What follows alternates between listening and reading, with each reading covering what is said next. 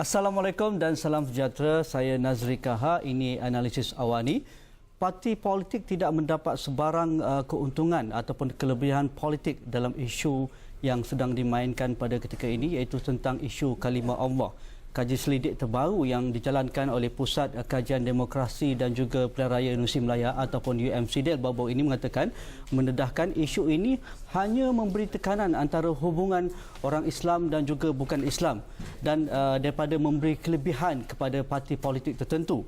Ini berbeza sama sekali dari persepsi mengatakan bahawa isu ini mampu meraih keuntungan politik kepada sesetengah parti politik, sama ada mereka menyokong ataupun menentang penggunaan isu kalimah Allah kepada pihak-pihak tertentu. Jadi itu yang akan kita bincangkan, bagaimana kita melihat analisis kajian ini, kerana ini penting kerana menuju sebuah negara yang matang dalam demokrasi dan sebagainya. Sebarang isu perlu ditangani dengan bentuk fakta dan juga kajian, bukan hanya berdasarkan persepsi ataupun sentimen emosi semata-mata. Jadi mungkin itu yang kita boleh bincangkan pada malam ini. Saya tidak kesorangan, saya bersama dengan orang kuat UMCDL, Dr. Amir Saifuddin Ghazali, Timbalan Pengarah Unit Kajian Demokrasi dan juga Pilihan Raya Universiti Melaya UMCDL. Selamat datang Dr. Amir. Dan juga untuk menganalisis dari aspek yang lebih besar, dari sudut aspek politik, parti siasah dan sebagainya, Profesor Madya Dr. Syahrudin Badruddin, pensyarah Fakulti Sains Pentadbiran dan juga Pengajian Polisi UiTM. Saya mulakan dengan orang kuat UMCD dululah, Prof. Syahrudin. Kalau melihat kajian yang dilakukan baru-baru ini tentang isu kalimah Allah, saya rasa UMCDL memberi perspektif yang begitu berbeza sama sekali, kerana kita melihat laporan orang kata pun media, kenyataan-kenyataan akhbar dan juga protes-protes tertentu dalam hal isu kalimah Allah ini. Tetapi apabila pihak UMCDL membentangkan tentang kajian ini, soalan pertama yang saya ingin kemukakan kepada Dr. Amir Saifuddin, bagaimana soalan-soalan yang dikemukakan kepada pihak responden yang seramai lebih pada katakan 1676 responden itu, yang menuju kepada bagaimana mereka setuju ataupun tidak tentang isu ini dipolitikkan. Ya, terima kasih kepada Haji Nazri. Betul, kajian yang kami laksanakan ini secara bersemuka dengan responden-responden di Semenanjung Malaysia.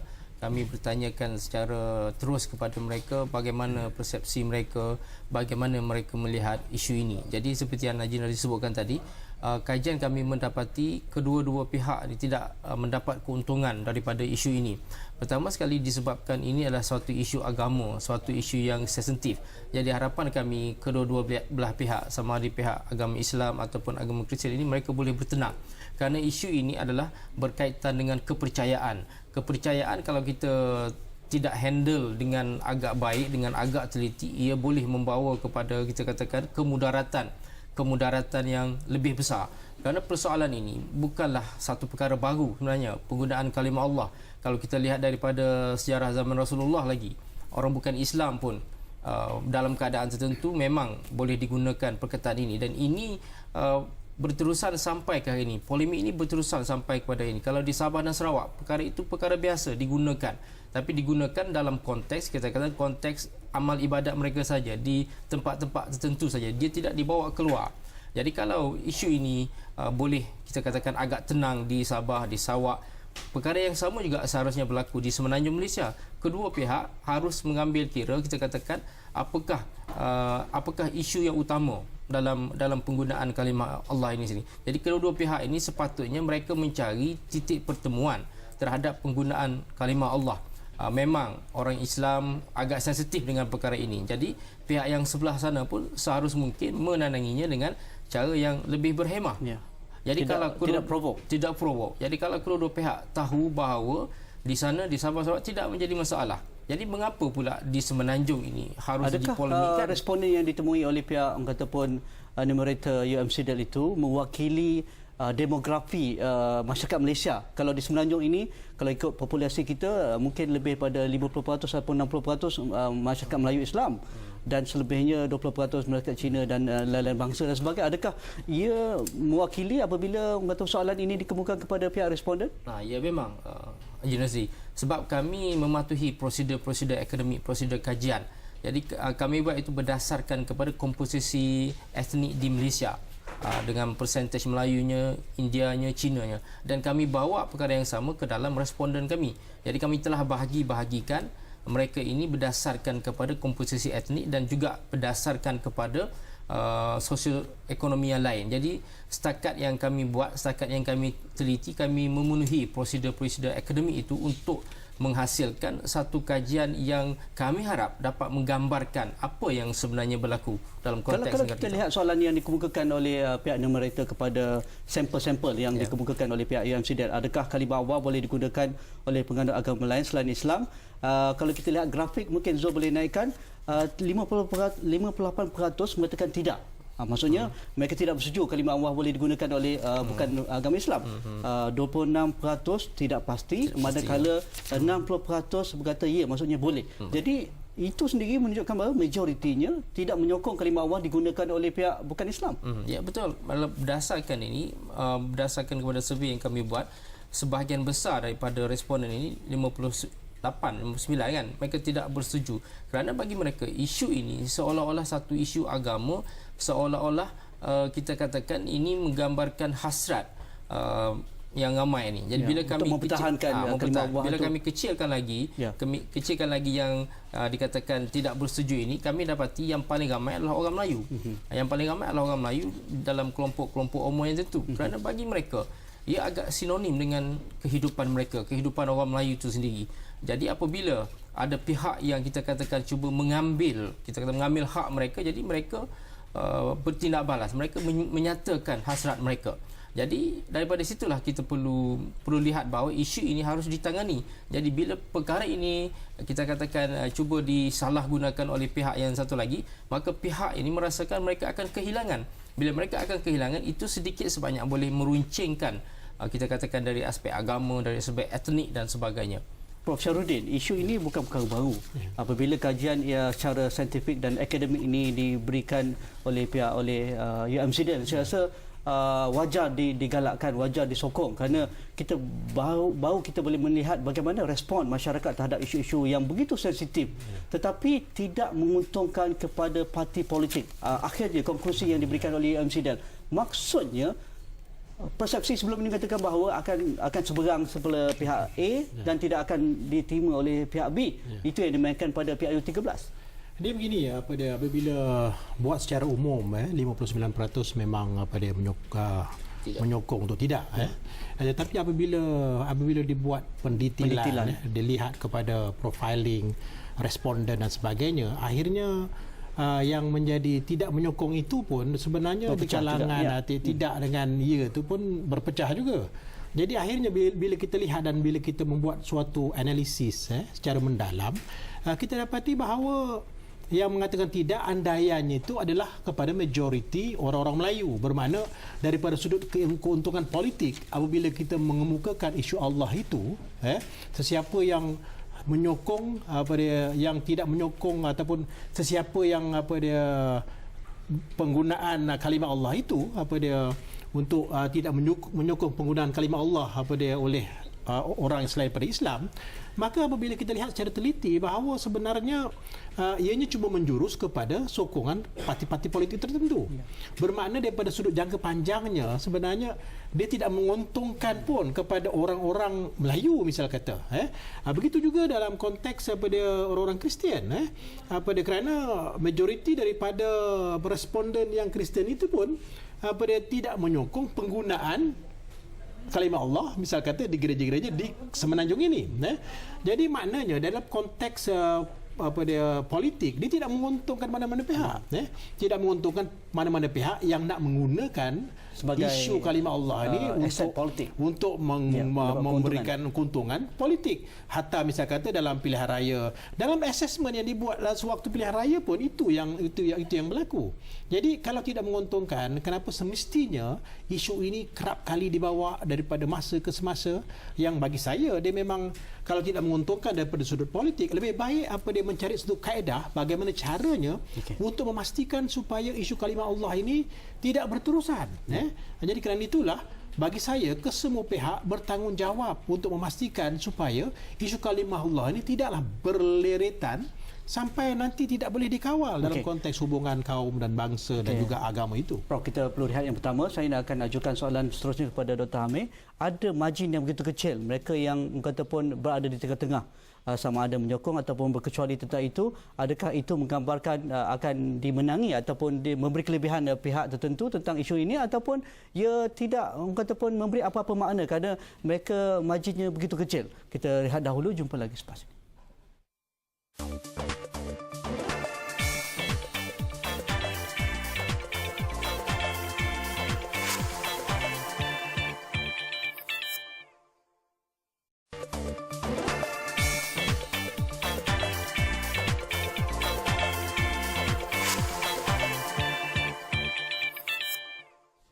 Kembali dalam membincangkan isu kalimah Allah tidak wajar dipolitikkan, dan kajian UMCDL juga mengatakan bahawa 57% responden Melayu tidak bersetuju dengan penggunaan kalimah Allah oleh penganut agama lain. Daripada 57% ini, pola sokongan terhadap parti digunakan untuk menentukan parti manakah yang mendapat manfaat daripada isu kalimah Allah. Hasilnya, 45% responden memihak kepada Parti Barisan Nasional, 40% responden pihak kepada Pakatan Rakyat, dan bakinya 15% tidak pasti. Jadi ini menunjukkan bahawa tiada yang begitu majoriti yang mendapat kelebihan apabila sentimen ini ditiupkan, dipanaskan dan sebagainya, Dr. Amir. Ya, saya bersetuju dengan apa yang Haji Nazri sebutkan tadi kan. Di mana kedua-dua pihak ni mereka tak boleh mendapat political mileage berdasarkan kepada isu ini. Kerana lambat laun kalau isu ini tidak diselesaikan dengan segera, berkemungkinan akan kita katakan ada kelompok-kelompok tertentu yang akan chip in untuk menghangatkan lagi kita katakan isu ini, polemik ini yang telah selesai, kita boleh katakan di Sabah lama telah selesai.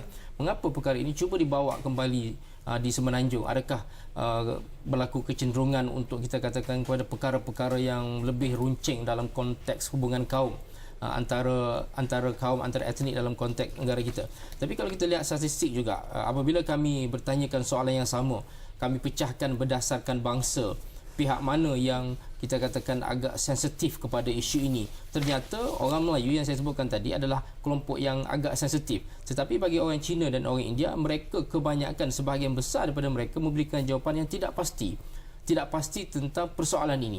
Jadi itu menunjukkan bahawa bagi orang Cina dan orang India secara keseluruhannya, berdasarkan apa yang kami laksanakan ini, mereka tidak begitu, kita katakan, tidak begitu terselah dari segi keprihatinan mereka. Mereka menganggap perkara itu perkara yang melibatkan kepercayaan yang agak suci, yang tidak harus dipolemikkan. Mengapa kita nak polemikkan perkara yang telah lama selesai? Jadi berdasarkan kajian yang kami laksanakan ini memperlihatkan bahawa orang Cina dan orang India sebenarnya dari segi keprihatinan mereka ataupun dari segi tahap kerunsingan mereka terhadap isu ini agak rendah berbanding dengan orang Melayu yang kami bimbang. Secara pemerhatian kami, ada kelompok-kelompok tertentu yang akan menggunakan isu ini, yang akan meruncingkan lagi apa yang kita katakan agak tegang pada masa ini. Maka pada masa tersebutlah kalau kita nak selesaikan, mungkin sudah agak terlewat. Jadi, kalau itu dapatannya Prof. Syarudin, mengapa tidak kita gunakan instrumen lain selain parti politik, selain daripada ahli politik, supaya mereka sentiasa berada di hadapan untuk mendapatkan mileage tentang isu ini? Mengapa tidak kita menggunakan institusi dialog misalnya? Kefahaman agama perlu dipertingkatkan, menimbulkan lebih banyak persamaan dalam isu-isu yang bertentangan itu. Dan barulah kita akan melihat bagaimana kematangan kita, kerana ini bukan perkara baru. Kita sudah melalui pelbagai fasa ketegangan, tetapi kita tidak ataupun menumpahkan darah. Tetapi jika ini tidak dibendung dan ditiupkan semula oleh ahli politik, dia begini, dia memang betul apabila isu ni menarik untuk digembar-gemburkan, kerana sudah tentu terdapat beberapa persepsi, terutamanya sebelum pilihan raya PRU ke-13 baru-baru ini, seolah-olah sesiapa yang membawa isu kalimah Allah ini dia akan mendapat keuntungan politik. Dan kebetulan pula dia Melayu, misalnya kata majoriti sedikitnya pergi kepada UMNO. Jadi dalam konteks itu, kalau menjuarai, maknanya ada kaitan dengan kemenangan majoriti itu dengan isu kalimah Allah. Sedangkan daripada sudut realistiknya, apabila kita melihat kepada angka-angka dan sebagainya, memang ada orang-orang Melayu yang sensitif dengan isu ini. Tetapi harus kita lihat juga bahawa isu ini sepatutnya ditangani secara baik. Rasanya tidak ada mana-mana parti politik yang ingin menjadikan, tetapi oleh kerana isu ini terlalu menarik untuk dibawa, untuk untuk memantapkan dan juga untuk mengenengahkan isu-isunya di kalangan kelompok-kelompok kaum tertentu, maka isu ini diteruskan. Jadi bukan saja parti-parti politik, kita bercerita soal NGO yang mirip kepada parti-parti politik tertentu yang suka membawa isu begini. Bagi saya setuju dengan pandangan Haji yang mengatakan bahawa ianya tidak harus dijuarai oleh parti-parti politik untuk mendapat sokongan kelompok terutamanya orang Melayu. Ianya harus didialogkan. Ianya pihak agama, pihak jabatan, bukan saja jabatan agama Islam tetapi pihak universiti sepatutnya memainkan peranan, pakar-pakar berbincang dan menjadikan isu kalimah Allah ini suatu isu yang boleh merentas suatu perbandingan perbandingan agama yang mungkin boleh memberikan manfaat kepada masyarakat dalam konteks Malaysia ini, selain daripada menjadikan isu ini isu sensitif. Kerana kalau kita melihat secara realitinya, ia tidak menjadi isu di negara-negara Arab ataupun di negara-negara Eropah yang mana ada satu pertembungan tamadun yang berlaku di situ. Mungkin Prof, ada isu yang berbeza di Malaysia. Kerana apabila kita katakan Islam itu melibatkan akidah, apabila kita mengatakan tentang orang Islam itu melibatkan orang Islam di Malaysia mungkin tidak boleh menerima tentang isu kalimah Allah itu. Jadi pasal itu yang kita kena bincangkan dalam konteks kalimah Allah ini. Maknanya yang isu yang sebenarnya adalah bukan isu akidah, tetapi isunya adalah isu fiqh. Bermakna takkan kita nak mengatakan bahawa kalimah Allah ini tidak boleh digunakan di negara Arab dan sebagainya. Takkan khusus untuk Malaysia. Okey, kalau ketakutan di kalangan orang Melayu adalah berkait rapat dengan sebagai contohnya conversion, iaitu orang-orang Islam tidak mahu ditarik kepada agama Kristian sebagai contoh, masalah conversion. Yang ini boleh ada artikel dalam Perlembagaan Persekutuan yang undang-undang yang jelas dalam Perlembagaan Persekutuan pun jelas menunjukkan bahawa melarang agama lain untuk mengembangkan agama itu kepada agama Islam. Jadi pokoknya jelas. Jadi persoalan tentang kalimah Allah ini bagi saya sepatutnya ditamatkan iaitu memberikan ruang dialog antara mana-mana pihak supaya nanti keuntungannya bukan saja kepada orang Islam tetapi juga keuntungannya kepada masyarakat Malaysia supaya memahami isu kalimah Allah dengan jelas. Isu begitu besar dan juga begitu sensitif, tetapi mungkin ada cara yang lebih baik bagaimana pihak-pihak tertentu, misalnya tentang di kalangan pihak tertentu ingin menjuarai isu ini, mungkin perlu refrain ataupun perlu lebih ataupun berhemah, tiada sebarang provokasi, kerana ruang-ruang lain tidak digunakan sepenuhnya. Mengapa kita perlu hanya melihat dari sudut undang-undang, dari sudut akta-akta tertentu dan sebagainya. Mungkin ada dapatan di kalangan kajian UMCD. Kita rehat dulu, jumpa lagi selepas.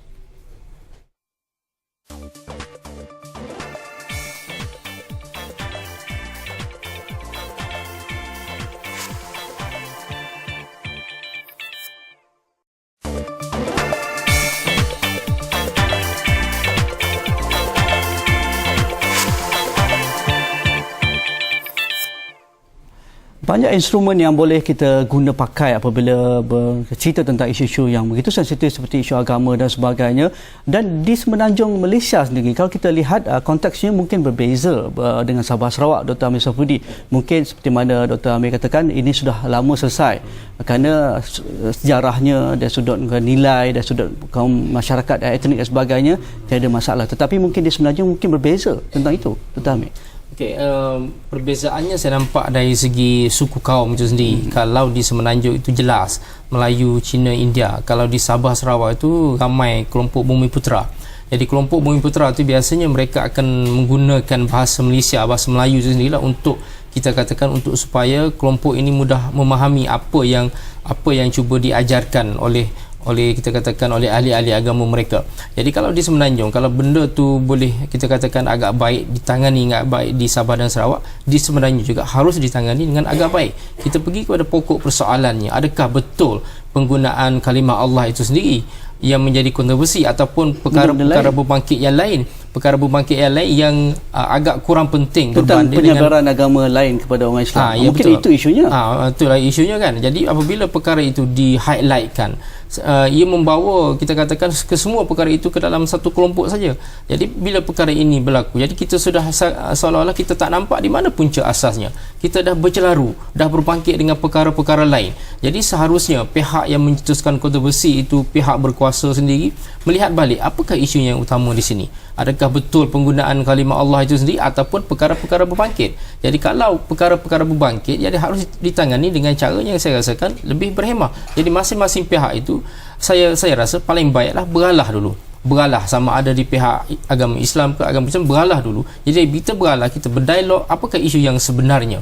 Dan kalau boleh kita contoh apa yang berlaku di Sabah Sarawak itu boleh dibawa ke sini, bagaimana mereka menyelesaikan masalah ini, kenapa ia terus menjadi polemik. Dan bila menjadi polemik, kalau tak diselesaikan dengan kadar yang segera, ia akan mengambil masa yang lama. Dan saya bimbang jika ia berlanjutan, akan ada pihak-pihak tertentu yang cuba memanaskan isu ini dan boleh menyebabkan berlaku, kita katakan, insiden yang agak kita semua tak nak. Kita boleh hidup dalam keadaan harmoni selama ini semenjak daripada kita merdeka.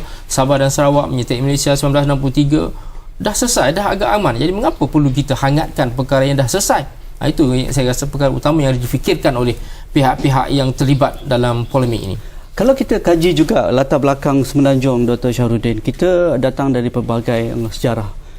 Kalau negeri-negeri Selat mungkin lebih cosmopolitan sifatnya. Mereka mungkin ada banyak kelompok-kelompok civil society, NGO sejak sebelum merdeka hinggalah selepas merdeka, kerana mereka ditadbir oleh British, independen di negeri Selat Melaka, Pulau Pinang, Singapura. Tetapi bagi negeri-negeri bersekutu dan tidak bersekutu, mereka di bawah orang kata pun kuasa sultan. Dan ini mungkin agak-agak orang kata pun sensitif untuk kita bincangkan seperti mana yang berlaku di Sabah Sarawak, begitu juga dengan negeri-negeri Selat. Dan ini sebenarnya perlu difahami. Malaysia bukan lahir secara semula jadi. Kita lahir daripada sebuah negara bangsa yang hebat, kompromi, toleransi, bargaining dan sebagainya. Dan ini perlu disuburkan.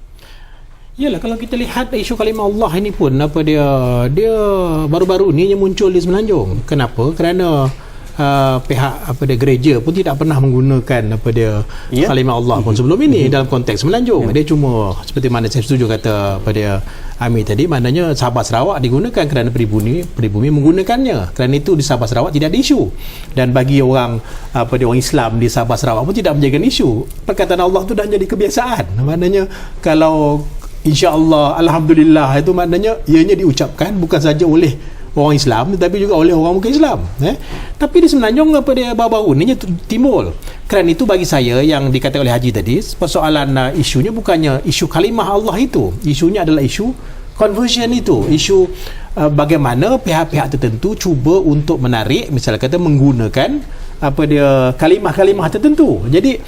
Jadi kalau isunya adalah isu conversion, kena selesaikan masalah conversion. Dan bila nak selesaikan masalah conversion itu daripada Islam kepada bukan Islam, maknanya berdakwah kepada orang-orang bukan Islam dengan menggunakan kalimah-kalimah tertentu, yang itu kalau sudah pasti ianya digunakan, ada beberapa akta dan juga ada beberapa artikel perkara dalam perlembagaan persekutuan yang tidak membenarkan perkara itu.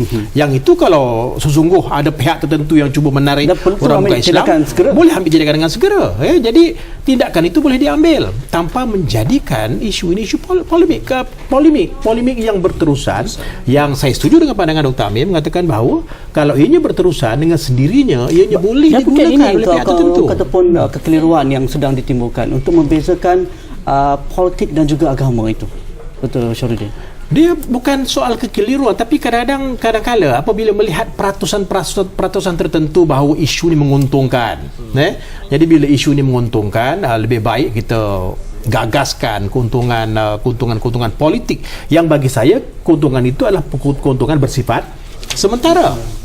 Jadi untuk mengelakkan daripada masalah ini berterusan, jangan jadikan ianya sebagai isu yang berbentuk politik, tetapi kalau boleh selesaikan dalam konteks masyarakat yang harmoni tadi itu. Itu wajar kita tegakkan, dan di Esrawani kita sentiasa membawa wacana-wacana seperti ini untuk memberi orang kata pun satu ruang dialog, ruang perbincangan yang lebih sihat bagi isu yang begitu kata besar, tetapi mungkin di bawah sana banyak cara-cara lain yang mungkin boleh diguna pakai, yang belum dieksploitasi ataupun dimaksimumkan ruangnya, kerana kita melihat satu aspek yang mungkin memberi kelebihan cepat tetapi rugi di masa pertengahan dan juga masa jangka masa panjang.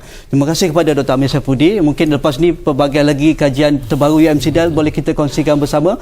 Pelbagai isu timbul menjelang ataupun memasuki 2014. Terima kasih kepada Profesor Madya Dr. Syahrudin Badrudin. Jika ada sebarang pandangan anda, hantarkan ke platform kami sediakan di Twitter kami, Facebook, dan juga jangan lupa melayari astroawani.com. Kami sediakan yang terkini tentang isu-isu pelbagai di dalam dan juga luar negara. Assalamualaikum, insya-Allah. Jumpa lagi. Terima kasih.